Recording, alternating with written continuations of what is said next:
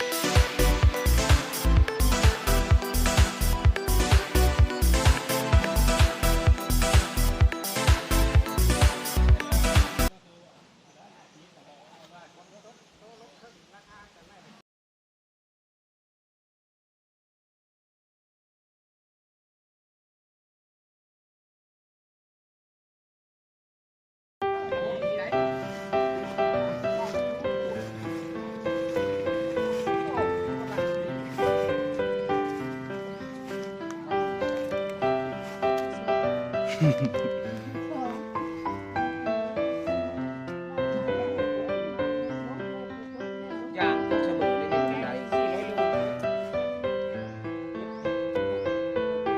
เอาเข้าเองย่างมันอยู่เองอย่าไปงกผลได้เบาเอามันออกแล้วเหรอ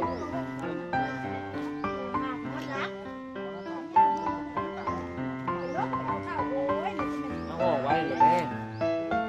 ได้เอาเข้ามือที่ให้มันเป็นบ้าได้กับผมเป็นบ้าเนี่ยเนาะมันบริโนอนเนี่ย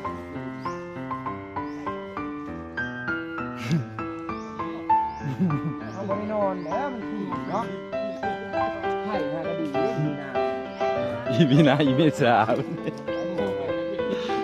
มันไปใส่ไปเล่น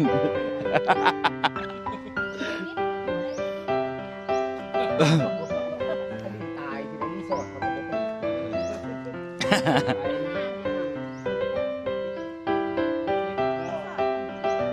โบบิดและคนมันหยาบ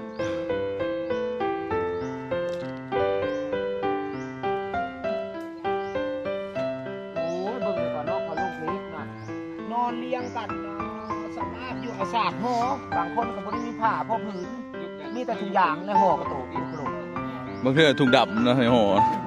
บ่ได้ถุงดำติ่งไงเขาเอาพลาสติกใส่ห่อแล้วก็เห็ดเลยเนาะเขาก็ถ่ายแล้วพวกที่เฮ็ดงานในโรงพยาบาล ใส่10นะบ่ มันบ่มีได้ใส่เอาแล้วว่าวันนี้หยุดแค่นี้ก่อนนะ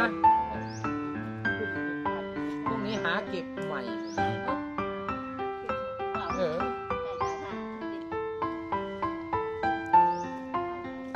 มันบ่มีห้องเก็บ โอ้มันล้นเลยเนาะ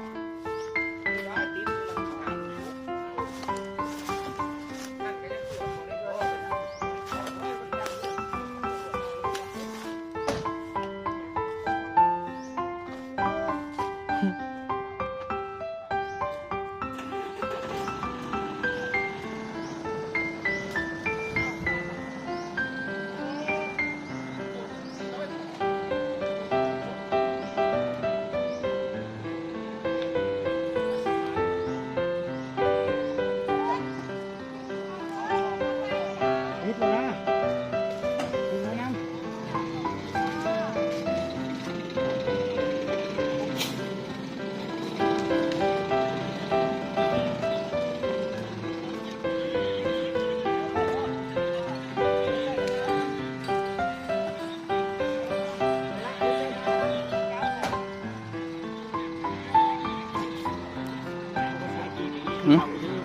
อันไหนครับ สาวเจ็ดคือเอาที่ตัวเขา กับเจ้า เกิดใหม่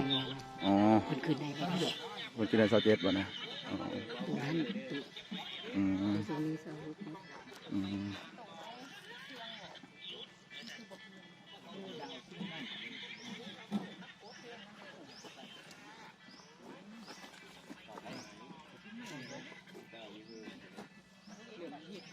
เดี๋ยวผมเบิ่งให้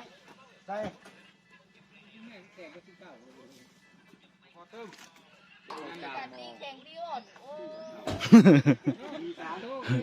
ได้60บ่60ก่อนคนเนี่ยคนละคนจังว่า ได้ยินบ่ตัวเก่าบ่เอาเด้อสักโนด โอ้พ่อเฒ่าบ่ซื้อรถ เออ พ่อเฒ่าน่ะซื้อรถลูกเขยแล้วก็ลำงมกบงมกบแล้วกำกบกึบได้เพราะพ่อเฒ่าก็ย่างกายเพิ่งจะไปไหนรอดกันวะกูสิไปกลางมอง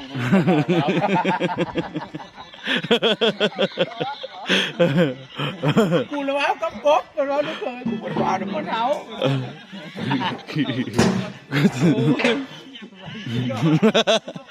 มึงจะไปไหนรอดสิกูกำลังจะไป เฒ่า เนาะ สิรอดเนาะเพื่อนงมกบอยู่กำกบกึบได้มึงจะไปไหนรอดก็บ่ได้เห็นพ่อเฒ่าย่างกาย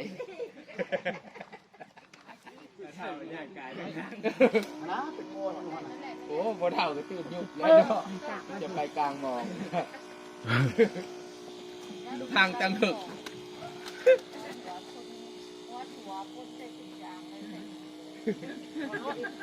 ไอ้ไว้ตีไอ้ไว้ขาดหวานขายน้ำกันเอาไปขายน้ำกันเลยเหรอไอ้ไว้ไปขาย ชื่อเส้นหมูน้อยมุกเดียวนี่เป็นไง